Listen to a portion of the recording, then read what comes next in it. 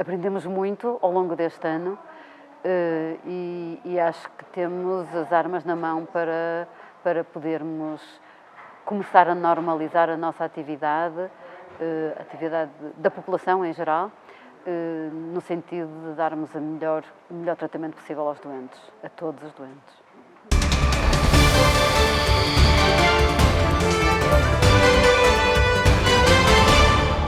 Bom, há aqui vários aspectos que eu acho que são importantes e situações diferentes. Uma é os doentes que nós já seguimos em consulta e que ficamos a contactar com eles, não tanto fisicamente. Curiosamente, a minha experiência é, e de alguns colegas com quem tenho falado, que o impacto foi menos negativo do que aquilo que nós imaginávamos. Portanto, a partir do momento em que foi decretado o primeiro confinamento, nós passamos só a fazer contacto telefónico com os doentes, e pelo menos naquele mês e meio foi só telefónico com os doentes, ou por videochamada, videoconsulta, e curiosamente, na grande maioria dos casos, nós conseguimos ter uma consulta produtiva.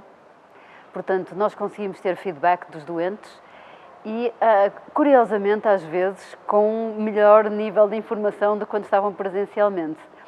E eu explico. Frequentemente os doentes vêm à consulta e esquecem-se do papel, não tomaram nota da tensão arterial e não tomaram nota do peso e não sabem exatamente bem a medicação que estavam a fazer.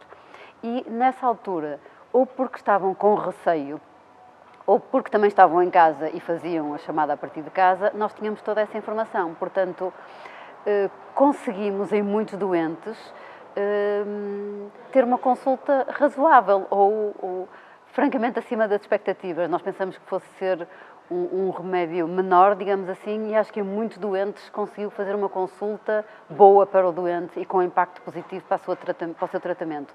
Acho que também, provavelmente, está aqui o tal receio dos doentes. Os doentes tinham medo e tinham medo de não poder ir ao hospital, estavam mais autoconscientes da sua doença e, se calhar, prestavam mais atenção ao seu autotratamento.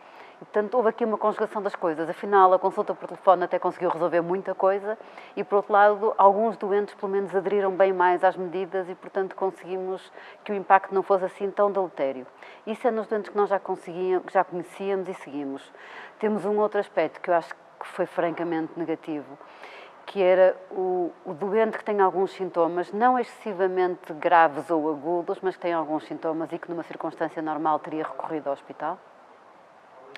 E que, por causa da pandemia, não recorreu ao hospital. E nós, mais tarde, quando ele recorre a uma consulta, verificamos que, provavelmente, ele teve um infarto agudo de miocárdio nessa altura e não teve o tratamento que deveria ter tido, não é? E, portanto, estamos a assistir a doentes que aparecem na consulta com situações relativamente graves, com sintomatologia da altura do confinamento, em que as pessoas tiveram receio, de facto, de ir ao hospital. Portanto, isso foi o lado muito mau, francamente mau, de facto, da pandemia. Acho que provavelmente ainda vamos continuar a ter o reflexo disso durante algum tempo. Há coisas que indubitavelmente vão ficar. Havia sempre a noção de que estávamos com uma grande distância quando falávamos telefonicamente com um doente ou quando fazemos uma videoconsulta com um doente. Com toda esta vivência que tivemos no último ano, em que isto se tornou rotineiro, acho que vai passar a ser visto com bons olhos a fazermos esse tipo de contacto. Acho que vai passar a ser habitual que a gente possa fazer um contacto telefónico com doentes, em vez de ser sempre presencialmente, ou uma videochamada, uma videoconsulta com doente, em vez de ser presencialmente. Pronto, toda aquela estranheza que nós tínhamos, de facto, desapareceu com este uso intensivo e eu acho que seguramente isso vai ficar, porque mostrou, de facto, ser capaz de resolver muitas situações. Há algumas situações, algumas patologias dos doentes que não precisam, de facto, de uma vigilância presencial, se calhar tão frequente como nós fazíamos. Muitas vezes era até, imagine, no caso de um doente tem uma hipertensão, para saber como é que está a hipertensão, se tem efeitos secundários com os fármacos, se não tem, como é que as coisas têm evoluído, e isso é possível fazer telefonicamente, para muito maior conforto do doente. E, portanto, eu acho que seguramente algumas coisas vão ficar. Isto obrigou-nos a... Todas as coisas boas vêm de um sofrimento e este sofrimento eu acho que nos vai deixar alguma coisa boa, seguramente. Acho que há muitos doentes que, com situações menos graves e menos instáveis, que seguramente nós podemos alternar uma consulta em presença física com uma consulta virtual, fazer um esclarecimento pontual de uma situação com uma consulta virtual ou com uma consulta telefónica, seguramente. E o que nós aprendemos é que mesmo em doentes graves com insuficiência cardíaca é possível algumas consultas serem assim. Ou pelo menos fazer-se um contacto telefónico prévio com o doente para ver se a situação permite que a consulta seja virtual e, em casos em que então as coisas não estão bem, chamá-los para uma consulta presencial. Portanto, mesmo em situações com mais alguma gravidade, eu acho que isso vai ficar como um trunfo na manga, como uma alternativa possível em algumas situações. Vai haver, provavelmente, um montante de pessoas que agora vai começar a querer ser visto de novo.